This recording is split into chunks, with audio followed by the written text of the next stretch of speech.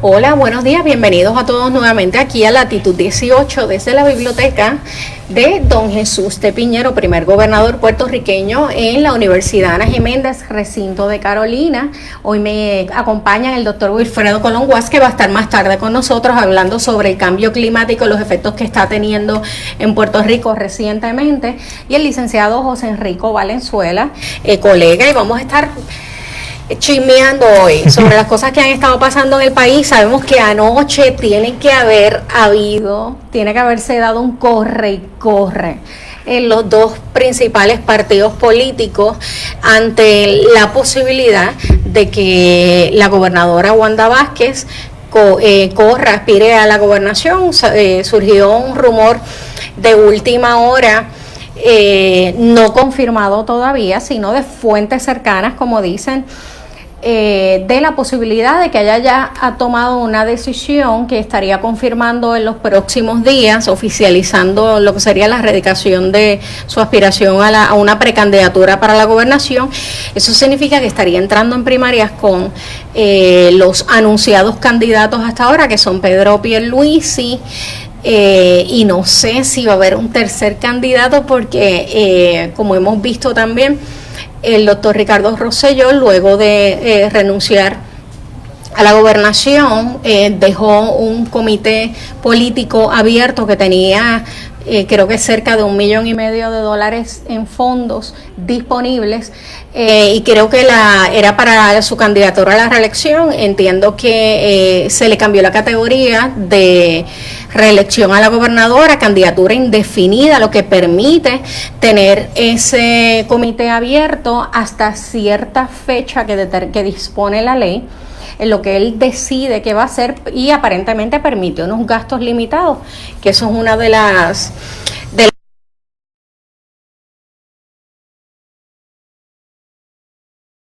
ser bien interesantes. Como sabemos, las primarias son en junio, que falta mucho todavía, pero la erradicación de candidaturas para los puestos políticos es hasta ahora. Para las primarias, los que van a aspirar y van a correr en primaria, los que tienen contienda, pues no sé hasta qué fecha, ahí ignoro si es la misma fecha y tienen que someterla. Sí, correcto, tienen, me parece que es hasta diciembre 31 para someter las candidaturas, entiéndase en esta situación de primaria, los dos partidos principales, y por tal razón es que vemos corre y corre. De hecho, acaba de salir ahora en noticia de última hora de que la oficina de...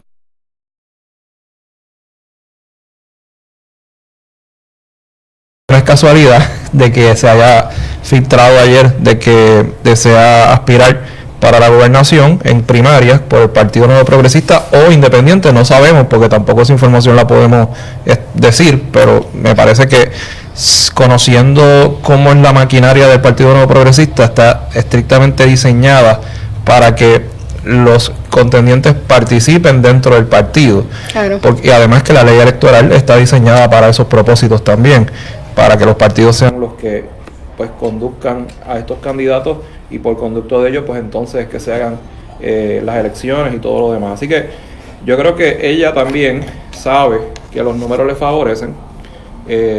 Hubo hace poco unas encuestas que se dieron en un periódico principal del país, y ciertamente sale favorecida en su gestión como gobernadora actual, no electa, pero por la decisión del Tribunal Supremo. Y ella, tanteando todos esos números, pues pudo llegar a la conclusión de que puede ser viable su candidatura dentro del PNP y como gobernadora. Me parece que dentro del PNP va a haber una división, que siempre la ha habido, pero ese partido es sumamente disciplinado a la hora de, una vez que se escoja esa persona para prevalecer en la primaria, todos se enfilan detrás de ellos, y esa es la tradición que ha ocurrido, aún con primarias bien escabrosas, como fue la de Fortuño con Rosselló padre, y después la de Rosselló con Pierluisi, que tan fue así que el propio Pierluisi fue el que se designó como secretario de Estado, que nunca se confirmó, y por tal razón, pues, aunque había sido su adversario político en una primaria, como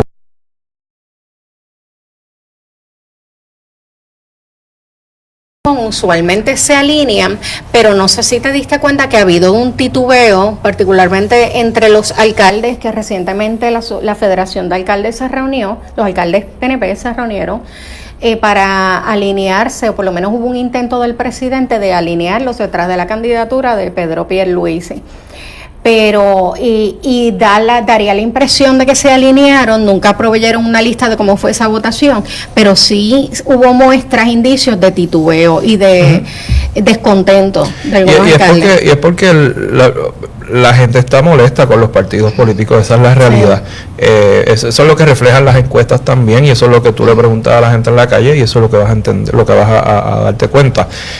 Y por eso esta ambivalencia de los alcaldes, porque saben que si se van a abrazo partido con el candidato oficialista, que en este caso es Pedro Pierluisi, versus una situación que es novel, que es una gobernadora que está ahí por una decisión del Tribunal Supremo,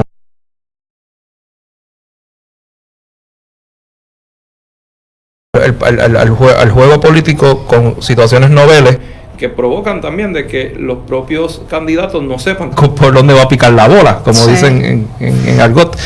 Y entonces por eso se resguardan un poco y esperan, que yo creo que es lo más prudente, ¿verdad? Pero también tienen que tomar posiciones. Pero no hay mucho tiempo para esperar.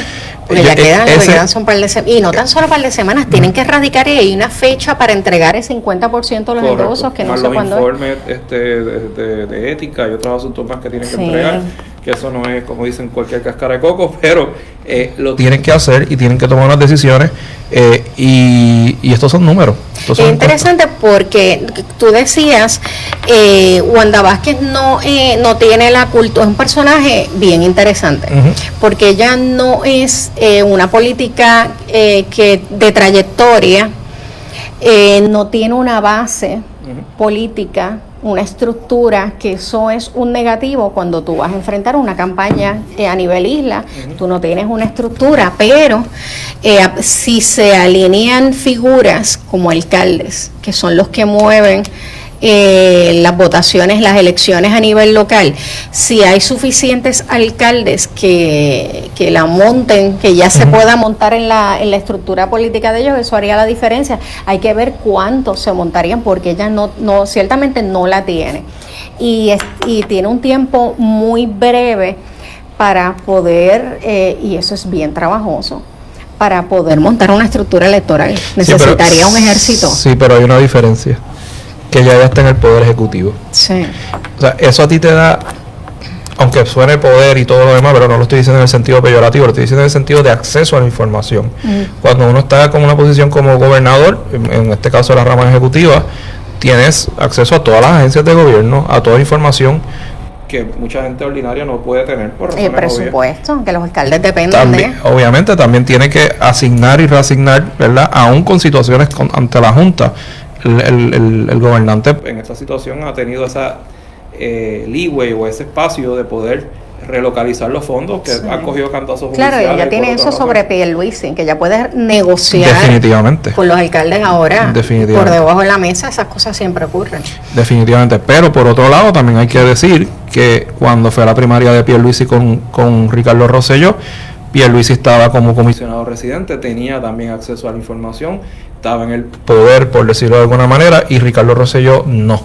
Pero tenía la estructura del padre. Pero tenía la estructura del partido y de la vieja guardia del PNP, y eso pues le ayudó, entre otros asuntos más. Así que yo creo que lo de Wanda Vázquez era de esperarse.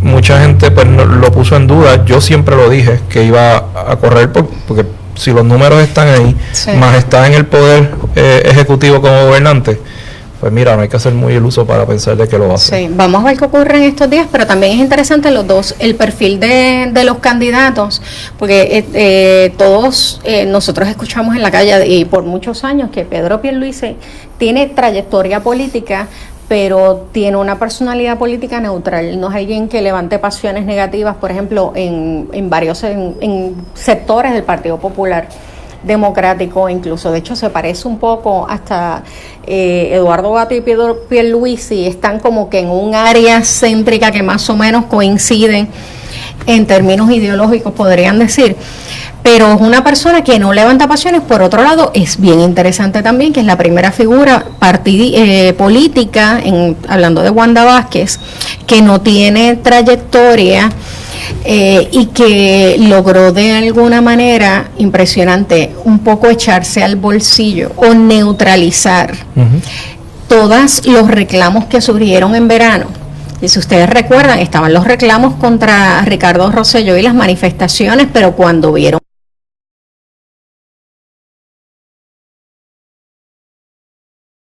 de Wanda Vázquez, porque se daba la impresión de que ella era la que iba a entrar, y efectivamente ella fue la que terminó juramentando como gobernadora. Con mucha destreza logró apaciguar esas voces que se estaban ya alzando en contra de la posibilidad de que ella asumiera la gobernación, y con mucha destreza, y ella no es política. Así que por eso ese precisamente es su mayor asset o acierto, porque el no haberse involucrado de dimes y diretes con los manifestantes, eso también le ayudó, porque dio una proyección de que yo estoy aquí porque el destino y la Constitución me obligaron a estarlo, pero no es porque yo me impuse, como otros políticos han tratado de hacer. En el caso de Pierluisi, lamentablemente su imagen ha erosionado bastante, primero por el golpe fallido que tuvo al tratar de ser gobernador y el Tribunal Supremo invalidarlo, y segundo porque su propio partido lo ha invalidado hace menos de 2 o 3 meses, cuando trató de ser confirmado por el Senado, y lo que hicieron fue humillarlo allí al frente de todo el mundo, y también, más aún, cuando se le vincula directamente con la Junta de Control Fiscal. Y ese discurso populista de parte del gobierno que ha desarrollado por los últimos 2 años, cuando estuvo el entonces gobernador Ricardo Rosselló, era el argumento de ir en contra de la Junta.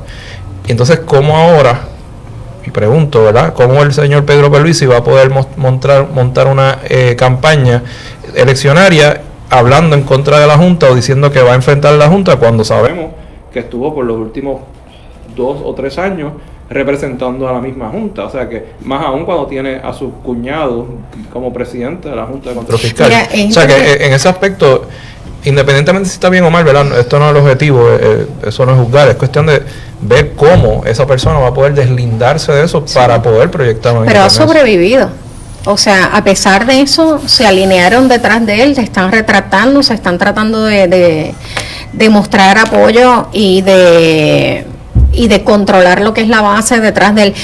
Pero todavía en verano, mira cómo cambia el panorama político, que en verano, antes de la renuncia del doctor Ricky Rosselló, pensábamos que la posible próxima candidata a la gobernación iba a ser Jennifer González. También todo el mundo pensaba lo mismo. Y parecía estar más fuerte, y tenía el apoyo de la cúpula del Partido Nuevo Progresista. Y todo cambió dramáticamente. De ella ser la candidata más fuerte a la gobernación, a quedar fuera de la papeleta de la gobernación, va a estar para comisionada residente. Vamos a ver qué ocurre ahora, porque como todo cambia, porque Ricky Rosselló no cierra, no desiste del comité no definido, de candidatura no definida. Creo que hizo una solicitud para retirar casi un poco más de 1/3 de los fondos que tiene. Creo que tiene 1,5 millones, cerca de 1,5 millones, un poco más, que ya había recaudado, y hizo una solicitud para recaudar un poco más del 1/3 de esa cantidad, y se le fue negado. Creo que le autorizaron unos 100 y pico mil para gastos de transportación, que se estaban cuestionando también, que fue de la visita de su esposa, que es residente aquí a Puerto Rico. Pero hay que ver qué va a hacer, porque si lo que están tratando es de utilizar los fondos, ganar tiempo, para utilizarlos bajo la categoría de candidatura no definida, se le acaba el tiempo, porque yo me imagino que en la medida en que no se defina la fecha que estipula la ley para diciembre, pues no puede dejar de utilizar los fondos, y creo que le congelaron la cuenta también, que no puede seguir. Considerando también que está desempleado, o sea, honestamente la familia Rosselló, o sea, la familia del que fue gobernador Ricardo Rosselló, pues me imagino que está buscando algún tipo de sobrevivencia política dentro de la debacle que ocurrió. Yo me presumo que por donde va la cosa es que quieren acomodarlo como algún tipo de senador o no creo que representante ni alcalde, pero algo entre manos para propósitos de mantener viva su carrera política, que es lo único que tiene en términos de su hoja de currículum vitae, pues me parece que por ahí es que va el asunto. Hay que ver si efectivamente le congelan los fondos y no pueden desembolsar, que los obligaría a ellos a devolver ese más de $1 millón, casi $1,5 millones, si radicarían para cualquier candidatura para poder mantener y tener acceso a los fondos. Habría que ver porque corriera, no seriamente, pero si decidiera correr aspirar para algún puesto y definir esa candidatura para mantener abierto el comité, independientemente de que gane o no, va a tener un efecto de alterar el discurso político, porque es una figura muy fuerte y es mucho lo que se va a estar hablando en torno a lo controversial de esa candidatura. Sí, pero lo va a alterar, la dinámica política. Definitivo, va a alterarlo y va a ser en contra. Y va a opacar lo que son las primarias, que se supone que el centro es las primarias a la gobernación, pues van a estar, probablemente ese sea... Yo creo, mira, a mí, dentro de todo, ya con esto recapitulando, lo que siempre me estuvo curioso es que tanto el senador Tomás Rivera Schatz ha guardado silencio sobre esto y no ha dicho qué va a hacer. Wanda Vázquez ya ha anunciado, se filtra de que va a correr. Jennifer González, por otro lado, se mantuvo firme en que va a correr otra vez para comisionada residente.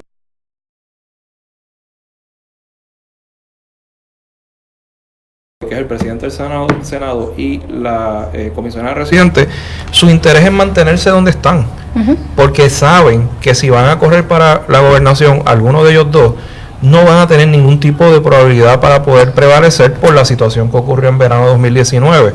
Entonces, si tú traes el elemento de Ricardo Rosselló aquí al juego, ya sea para senador o cualquier puesto que haya, van a terminar sacándose los trapos sucios al sol y van a estar también vinculados mutuamente por toda la situación del COI, lo que pasó con Elías Sánchez y todos estos asuntos que fueron los detonantes para la crisis que hubo en el 2019, el verano de 2019, y ciertamente les va a empañar cualquier tipo de aspiración que tengan en ese partido. Así que mi recomendación es que dejen al doctor Ricardo Rosselló por otro lado, y ese tema yo creo que si quieren mantenerse en el poder de alguna forma u otra, no lo deben traer, porque hay muchas heridas todavía que no se han sanado en términos sociales. Hablando de alterar el discurso y el tono del discurso político y lo que puede ser la dinámica de la primaria, lastimosamente vimos lo que ha estado pasando con el representante Georgie Navarro, que ciertamente es una pena, ¿no? Independientemente de sea él o cualquier otra persona, el asunto del alcoholismo en Puerto Rico y en muchos países es un asunto de salud. Y no tan solo alcoholismo, salud mental. O sea, yo tengo la oportunidad de compartir con él, no es que sea mi amigo, pero lo he entrevistado, me parece que es una persona buena, una persona que trabaja, constantemente está poniendo sus fotos y sus videos. No pueden decirle Georgie Navarro cualquier cosa, pero tiene agarre, tiene en su distrito. 51% en su distrito. Sí. O sea, eso es un montón. Y te puedo decir que es un área, yo no soy de ese precinto, pero estoy cerca de esa área y lo he visto en campaña, y realmente mueve mucha gente. Y yo creo que esto, dentro de todo, pues le tocó a él e ilustra el problema de salud mental que existe desde los niveles más altos como de los niveles de personas comunes y corrientes. O sea, y yo creo que el ignorar eso como sociedad, lo que hemos hecho lamentablemente como sociedad, burlarse de eso, mofarse, ridiculizarlo y decir, para eso yo creo que por ahí no debe ir la línea. Me parece que debe ser un ejemplo de personas que por alguna razón u otra no han podido canalizar sus situaciones personales, sí profesionales, porque por algo está electo, ¿verdad? Uno podrá diferir de sus ideas, pero está ahí. La gente confía en él. Y esa situación me parece que hay que abordarla más como un problema de salud mental que nos puede atacar a todos, o sea, sí, nosotros. Sí, que ataca a muchas personas en la esfera pública y la esfera privada. A muchos puertorriqueños sabemos que el nivel de consumo de alcohol en Puerto Rico es un asunto cultural. Y es la industria que yo creo que más se ha mantenido sin crisis, estar en crisis. Sí, pero sí, tienes toda la razón, es un asunto que hay que atender seriamente.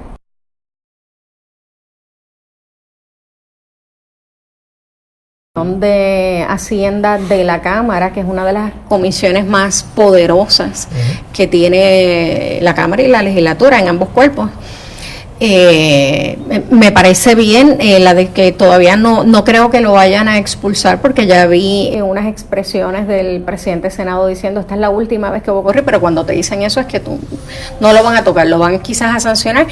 Hay que ver si tiene un efecto económico en su presupuesto, porque el hecho de que le hayan quitado la comisión, claro, ahí se va mucho de su presupuesto de oficina, pero a lo mejor por otro lado le asignen y sigan trabajando. Lo importante es que él es un ejemplo, como decíamos, porque está en el spot y tiene una lupa, que es lo que tienen que ver las figuras políticas y públicas de este país. Las figuras políticas y públicas en este país tienen una presión bien grande. Sí. La gente piensa que pues, son de goma y que aguanten. Y mire, todos somos seres humanos, todos tenemos nuestros problemas, nos levantamos un día bien, otro día no tan bien, hay problemas de alcoholismo, problemas de sustancias controladas, hay mil cosas. Y yo creo que no podemos ser tampoco tan, diría yo, tajantes con las figuras públicas de esta manera, porque ellos tienen también vidas personales y tienen sus problemas, ¿verdad? Hay un poco de hipocresía en el asunto, eso no quiere decir que no se atienda. Claro. Porque esto lo hacen otros y la hipocresía de que lo hizo él, pero fulano y aquel y no sé cuánto. No es la primera, no es el último, pero hay que atenderlo. Hay que atenderlo. Pero es triste y la recomendación es que un poco quizás sí relevarlo de la comisión de gobierno le puede dar espacio para atender, mira, como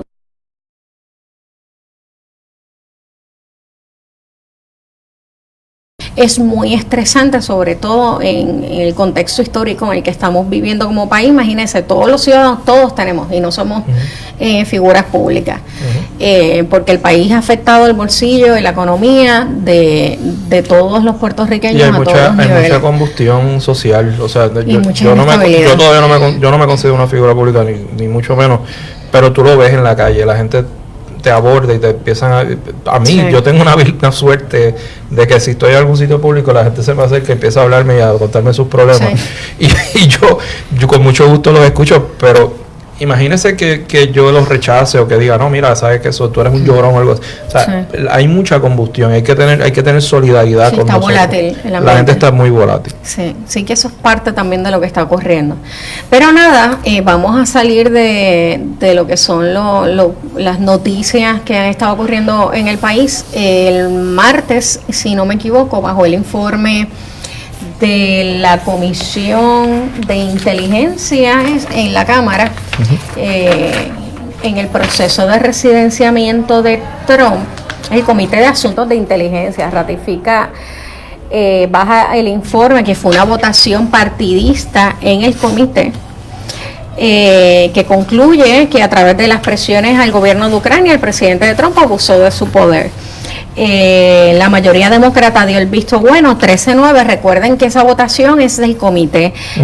Lo que procede es que se envíe ese informe del Comité de Inteligencia al Comité de los Jurídicos de la Cámara.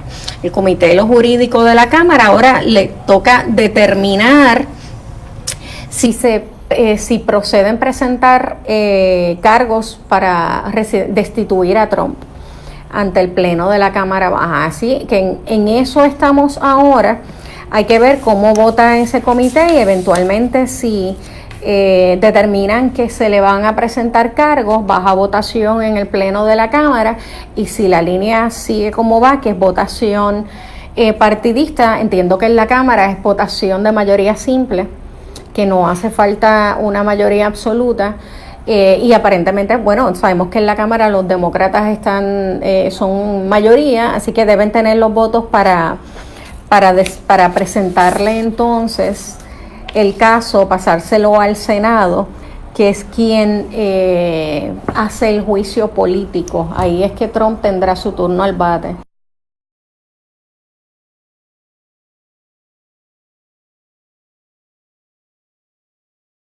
Son mayoría, ahí creo que por 3 votos, están 53-47 en el Senado.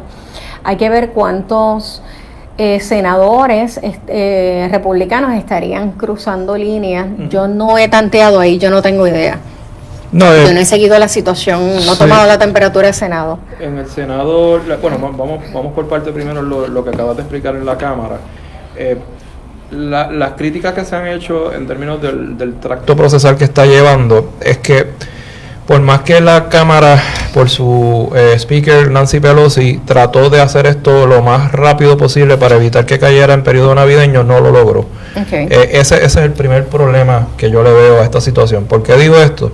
Porque si se precipita todo como se está vislumbrando que va a ocurrir en este periodo antes del 24 de diciembre, el indictment puede que no esté muy bien redactado, puede que haya muchos problemas en términos procesales de la prueba que se vaya a presentar ante el Senado, y esa es la preocupación más que nada que yo tengo. Okay. Que puede, pues mucha gente dice, no, pero es que esto va a quedar en nada porque la mayoría del Senado, que tampoco es mucha, son creo que 52 y el 53-47 y 2 independientes me parece.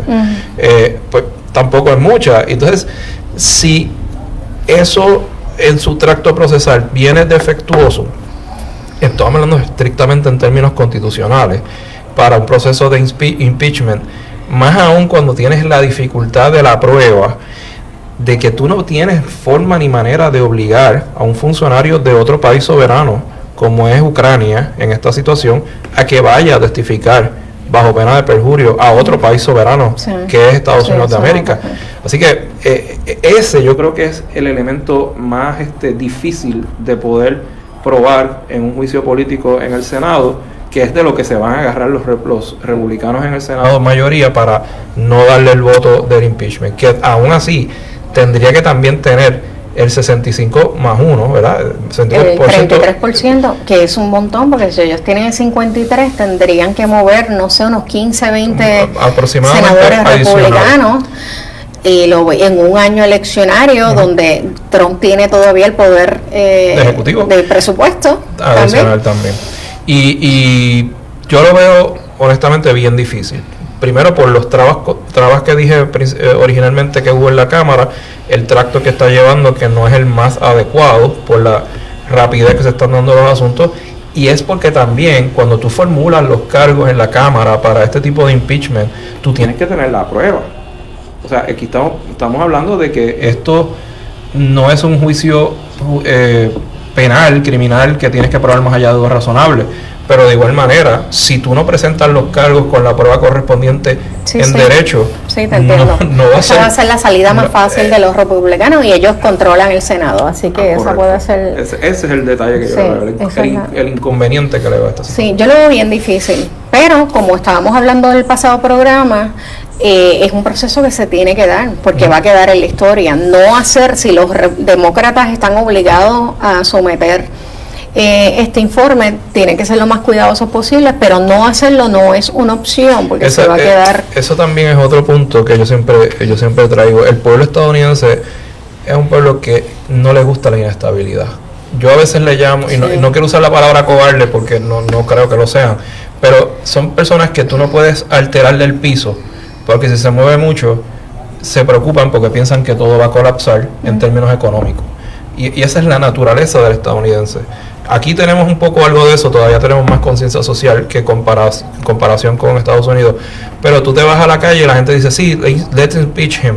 Pero si va a haber problemas y crisis económica, yo no, deja las cosas como están.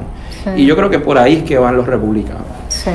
Aún así tengo que decir que la historia está ahí, y el no hacerlo resultaría entonces ser precisamente un pueblo cobarde por conducto de sus representantes, que en este caso son los senadores y republicanos y demócratas. Así que yo creo que independientemente cuál sea el resultado, lo tienen que hacer, más aún cuando lo hicieron con Bill Clinton, por una situación que todos sabemos que no meritaba llegar hasta ese punto, pero lo hicieron. y se fueron a votación en el Senado y no consiguieron los votos de 65%. Mira, antes de irnos con nuestro invitado, que se me olvida, actualízame un poquito, que no hemos hablado de Chile, yo no perdí un poco el tracto, nos quedamos en que creo que habían unos acuerdos para sí llevar a hacer una constitucional, una constituyente, Correcto. una asamblea constituyente, para hacer unas enmiendas a una constitución que está intacta desde que la constitución que se heredó. La van a reescribir desde cero. Ok. Ese es el acuerdo que se llegó. Se están tratando de organizar a través de regiones con representantes delegados, de manera que haya tanto representación de los congresistas y senadores que están electos por el pueblo, y a su vez van a haber delegados que son del pueblo, de que la van sociedad a ser, civil. Correcto, que van a ser los representantes en esa. O sea que no es enmiendas, reescribir desde cero. Wow, eso es bien, un evento. Es un evento, diría.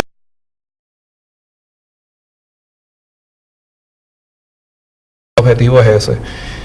Yo no confío mucho en la seriedad del gobierno en cuanto a esta propuesta. Me parece que el movimiento de la sociedad civil tiene que mantenerse ahí. Sí. Porque ellos están también, noto que el gobierno de Piñera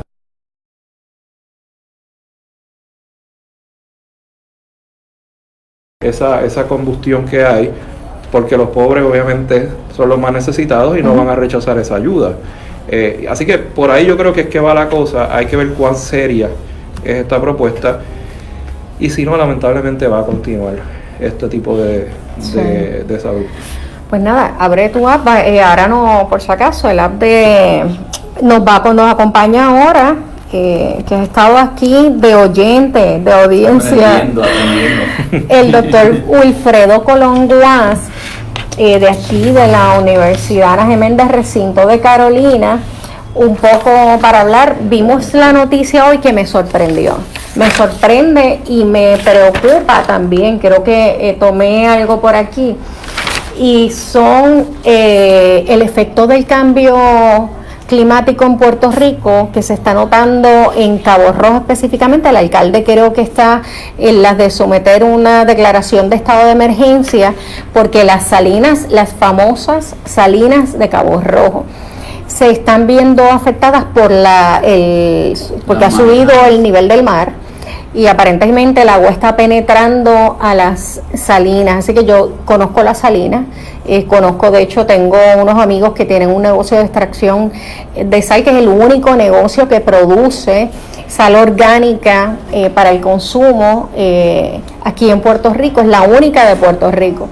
y para otros usos también comerciales e industriales, pero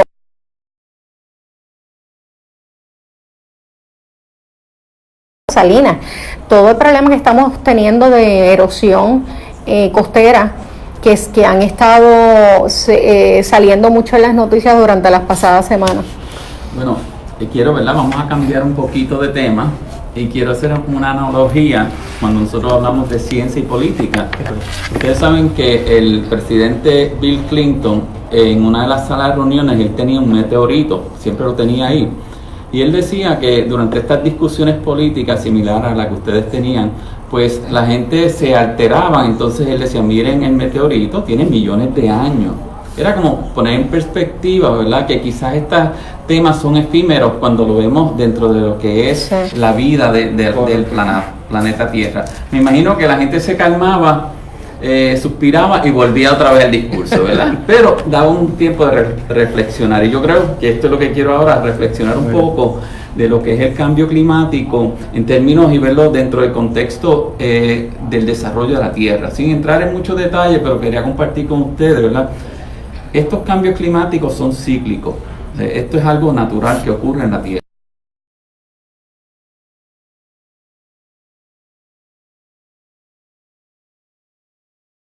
Unos periodos de cielo, después volvía a ser más fría, y había muchas etapas por medio, cientos de actividades donde la temperatura de la Tierra subía y bajaba, pero habían 4 o 5 eras glaciales.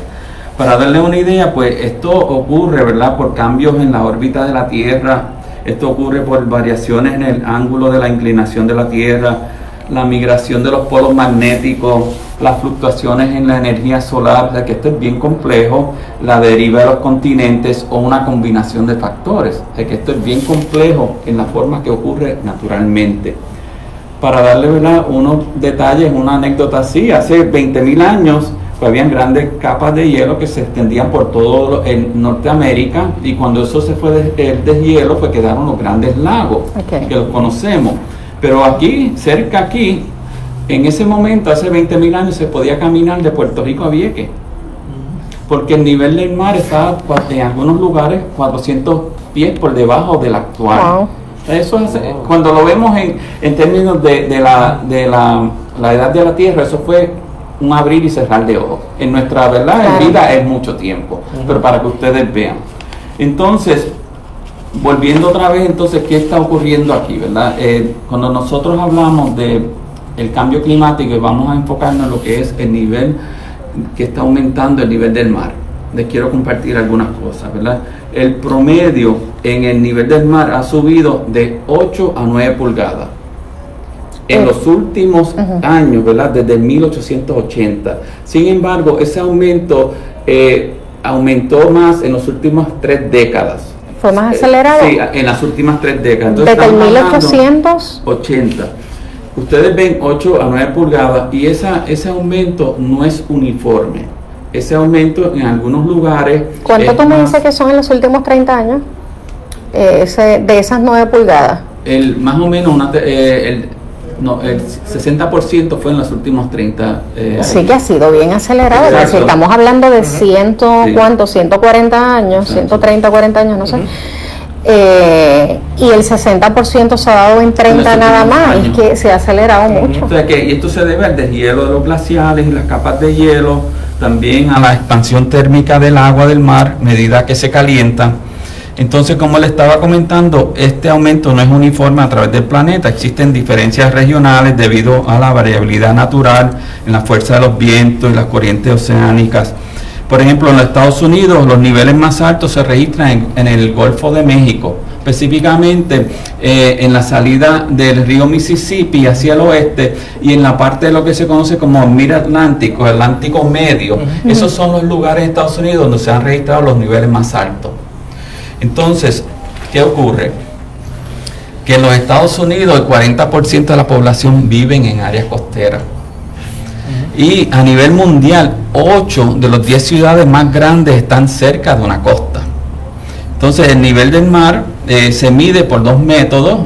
Ustedes saben, nosotros tenemos unas boyas localizadas en lugares estratégicos que miden temperatura, conductividad y muchos factores. Esas se utilizan, que son indicadores de mareas, que son los que usan los...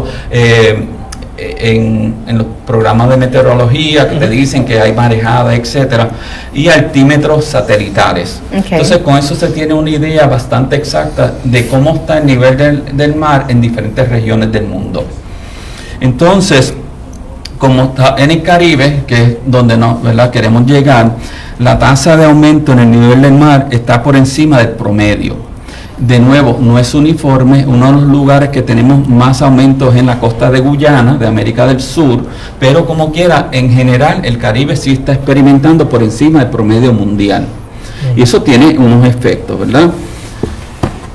Compartiendo entonces un poquito de qué efectos vemos inmediatamente. Quiero, ¿verdad?, usando mis manos para que ustedes vean, si decimos 8 a 9 pulgadas, ¿verdad?, pensamos que no es mucho, pero ¿qué ocurre? Cuando eso está en la costa y empieza entonces lo que es el viento, el efecto del viento, eso lo que causa son las marejadas ciclónicas. Y las marejadas ciclónicas se deben mucho al viento, pero si el nivel del agua está por encima, quiere decir que va a empujar más cantidad del agua más adentro a la superficie, el inland, ¿verdad?, dentro de donde están.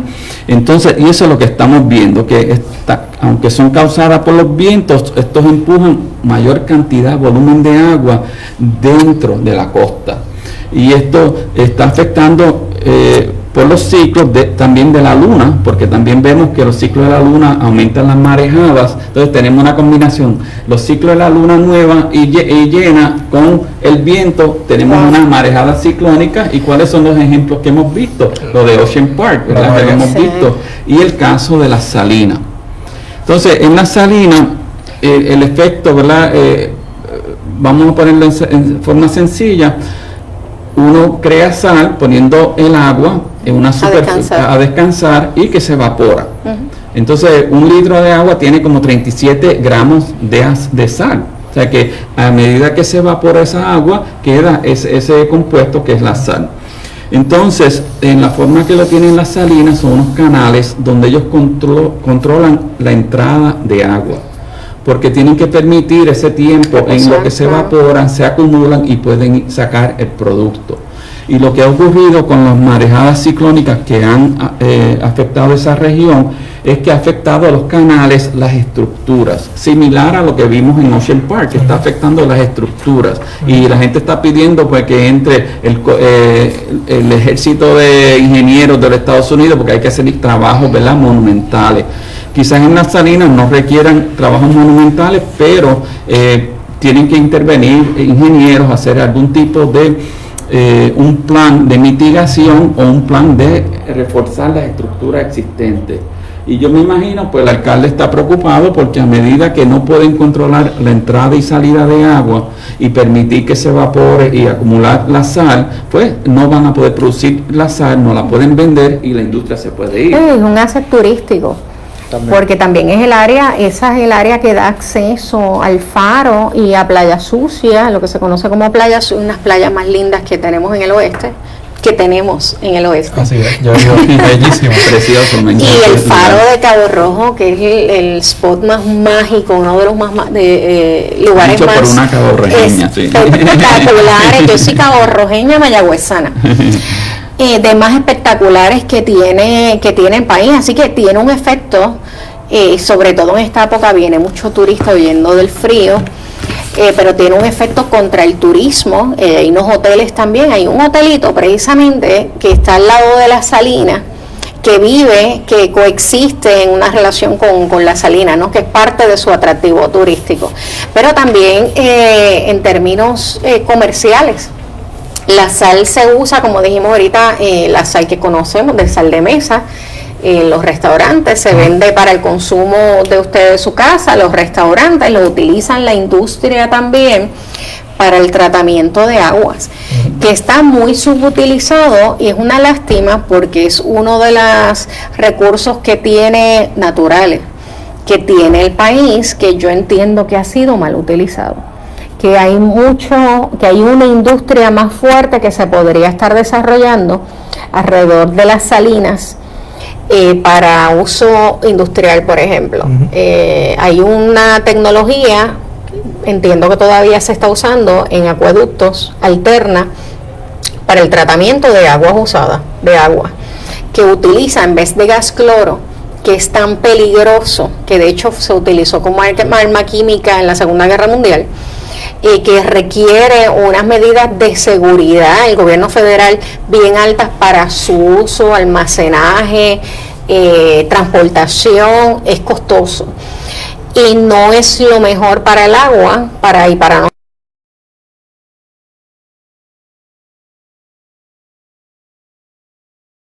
Utilizas electricidad y una solución salina para limpiar el agua, y lo utiliza el ejército cuando está en países y en sites donde no tienen acceso a agua potable, pues tienen que lo tienen que haber visto los que se van mucho de camping. Reversa osmosis es el concepto. Sí. Tienen una batería, una pastillita de sal, y con eso limpias el agua, y ha mostrado ser mucho más efectivo, pero eso es otro tema. Pero es una industria que no se ha desarrollado, y yo entiendo por qué. Y tenemos que estar importando sal del exterior, incluso para consumir en la casa, que es absurdo, porque nosotros tenemos de más. Sí, entonces yo veo, ¿verdad? La solución definitivamente es que tienen que rehacer las estructuras, porque este es un tema, como le está diciendo, que es recurrente. Esto va a continuar porque el nivel va a seguir aumentando. Por lo tanto, yo creo que el alcalde es correcto cuando él dice, pues hay que tomar unas medidas un poquito drásticas, porque no son meramente abrir y cerrar unos canales, hay que quizás levantar algunos diques, hay que ir manejando. Miren lo que pasó en Italia, ¿no? Esta ciudad... Caramba, sí, lo que pasó recientemente en Venecia. En Venecia, que tiene unos diques. No sé si ustedes saben que tiene una forma de proteger a la ciudad, y esa protección no dio abasto para los niveles de aumento. Lo que sí estamos viendo, quizás regresando al tema que a ustedes les encanta, es la parte política. ¿Por qué entonces vemos este discurso de que el cambio climático no está ocurriendo?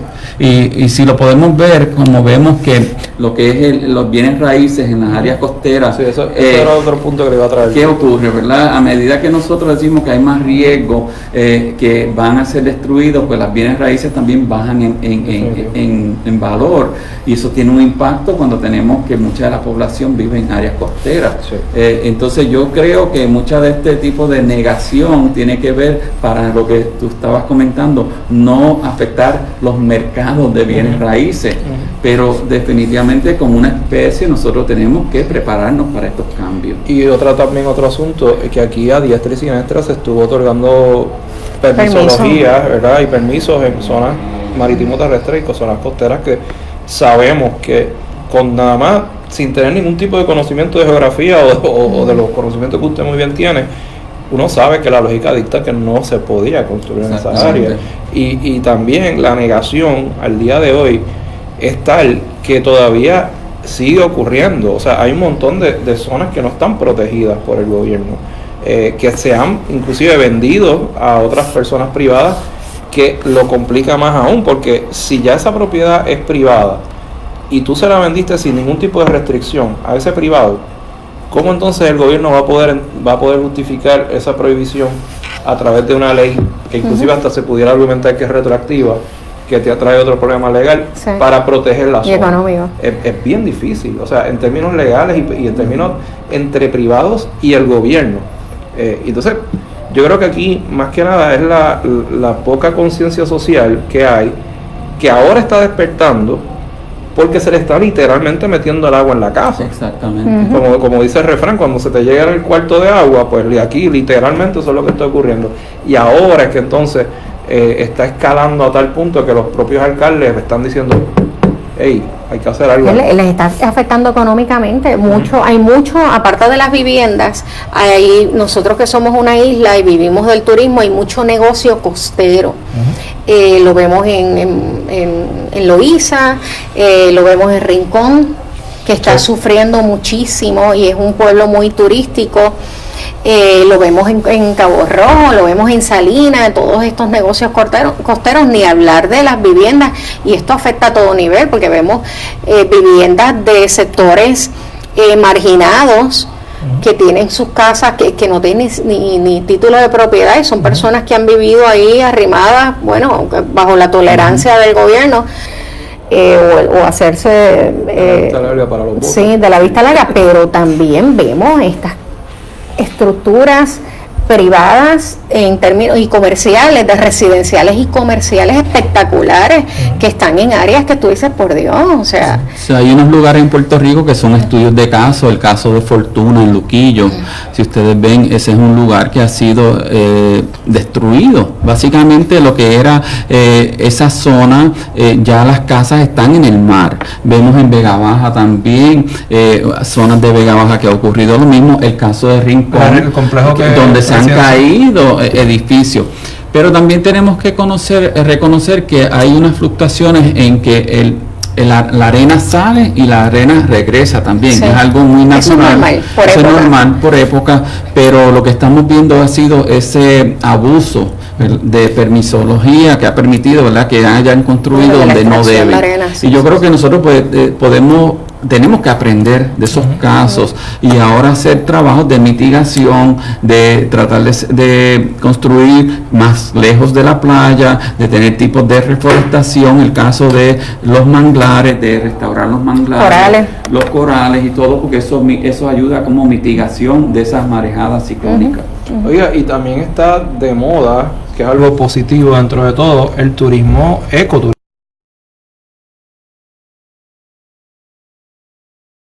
Y goce de los recursos naturales de una manera sustentable, que sea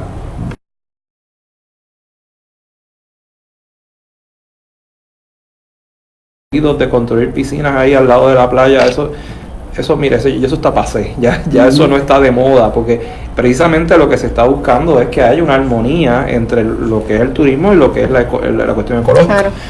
Y a mí me parece que yo creo que ese enfoque, por lo menos ahora, está empezando. Hay que ver si se mantiene, y yo creo que el objetivo también de este programa es eso. Quizás está empezando con más conciencia, porque me parece que por un tiempo hubo unos movimientos de alegado llamado ecoturismo, que en realidad no era ecoturismo, porque te ponen un resort en un área de bosque, de manglares, para que la gente lo disfrute, pero está impactando, impacta el ecosistema. Así que eso no es... Río Grande, o sea, el desarrollo que se ha hecho ahí, todavía hay zonas que entiendo que deben ser protegidas. Sí, el área de la Picúa, por ahí, que eso ha sido desarrollado en complejos de walk-ups y para el turismo local.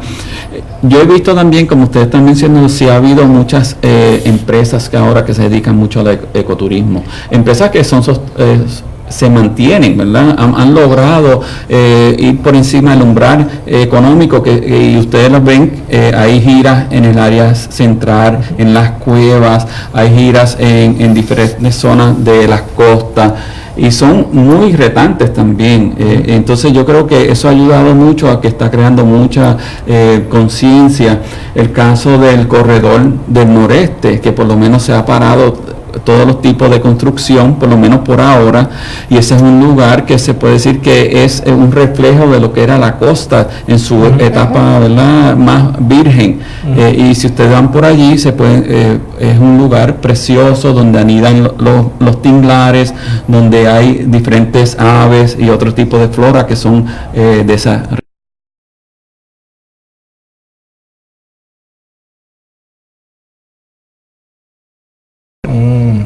Reportaje en National Geographic relacionado.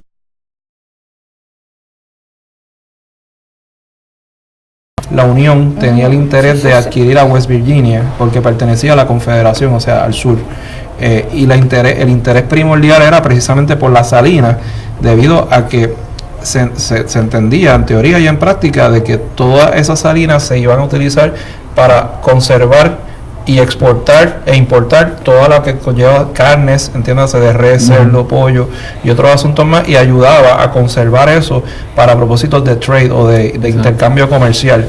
Y ahora, con toda la tecnología que hay múltiples usos naturales que se le pueden dar a la sal, no tan solo el consumo de mesa, sino otras cosas más que son inclusive hasta médicas.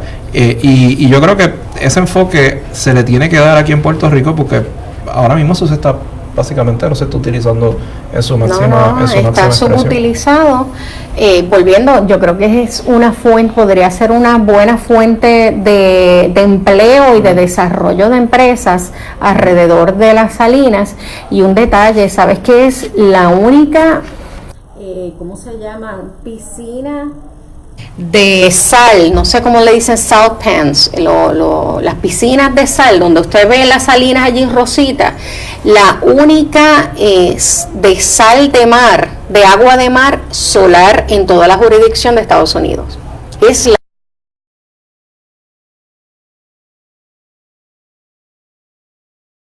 de agua de mar.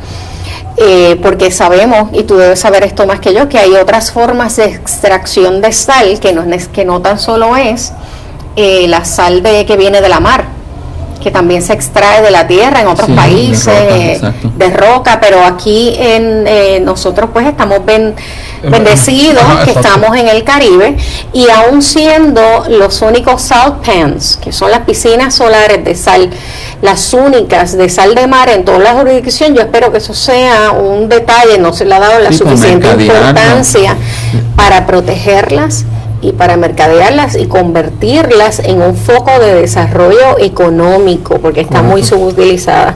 Así que el tema ha estado súper interesante. A mí me encanta este asunto de... Sí, yo le tenía una pregunta, doctor, antes de irnos brevemente. El cambio en los polos magnéticos que se ha estado, ¿verdad?, diciendo en distintos medios de comunicación, ¿eso afecta en algo lo que estábamos hablando con lo que tiene que ver con el alza en el agua? Sí, estamos viendo, ¿verdad? Imagínate tú como un globo o una pelota que nosotros la podemos ponerle presión y va a cambiar su forma, ¿verdad? Entonces, eso es lo que estamos viendo, lo que ocurre con el agua en la tierra. Eso va fluctuante por esos cambios que mencioné. Entonces, algunos cambios pues tienen más efecto y pueden ser más duraderos. Y eso es lo que estamos viendo. Pero realmente es una combinación de factores, porque esto es mucho más complejo, no se le puede atribuir a un solo factor. Muy bien. Pero lo que quiere decir es que ese cambio en los polos magnéticos es natural también. Es algo que está ocurriendo y ha ocurrido ¿Es cíclico? Sí, es cíclico. Sí, pero nos toca vivirlo a nosotros. Por eso nos toca a nosotros, ¿verdad?, adaptarnos a esta nueva realidad que está ocurriendo aceleradamente, porque aunque esas épocas glaciales ocurrían, eran millones de años. Es que no nos hemos preparado. Esta está ocurriendo en menos de 200 años de que empezó la era industrial. Sí, eso es lo más que preocupa, que tampoco hay... Bueno, pues deben haber estudios que puedan decir el por qué ese es el crecimiento tan acelerado, pero hay tanta desinformación en términos de quiénes son los que manejan estas empresas para minimizar esos estudios que crean esa duda. Exacto, la producción de CO2, ¿verdad? Por eso es que los países se han juntado, han hecho tipos de tratados, han hecho algunos tipos el de Kioto es el más famoso, donde ellos se comprometieron a bajar el nivel de producción de CO2. Algunos países cumplen, otros no cumplen. Hay muchas estrategias. Hay países del norte de Europa que lo que velan es por el desarrollo de los bosques tropicales en países en África, y eso entonces es como vamos a ayudar a que ellos puedan desarrollar su bosque tropical para disminuir la cantidad de CO2 que libera en la atmósfera, y es una forma de contrarrestar lo que produce el país. Y esos son los que se conocen como los carbon credits, los créditos de carbono, y eso se ha utilizado entre países ricos y países más pobres, y eso se usa mucho. Bueno, nada, este tema yo creo que lo podemos retomar nuevamente. Vamos a ver si traemos invitados para hablar todo el problema que ha habido con la erosión costera y el asunto de los permisos, que me parece que lo podemos retomar en otro programa. Igualmente nos queda pendiente que quería hablar, oye, está cambiando el panorama político en América del Sur. ¿Viste lo que pasó en Uruguay? Hubo un cambio. Ya no está el Frente Amplio, que era el quien subió a Mujica, y después estaba Tabaré Vázquez de presidente. Acaba de ganar una coalición en contra del Frente Amplio, que eso tomó de sorpresa a muchos. Hay que ver qué va a pasar en estos próximos años y cómo va a reaccionar ese sector de la población ante lo que van a ser cambios de política pública, moviéndose más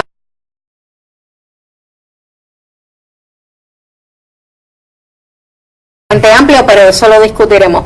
Pero nada, yo creo que ya se nos fue la hora. Gracias José Enrico, y gracias Wilfredo por acompañarnos este jueves. Nos veremos el próximo jueves aquí en la biblioteca del gobernador Jesús T. Piñero. Ya luego nos iremos de receso navideño y volvemos a retomar en enero. Pero gracias a todos nuevamente por acompañarnos hoy, y que pasen un buen fin de semana. Bye. Gracias. Adiós.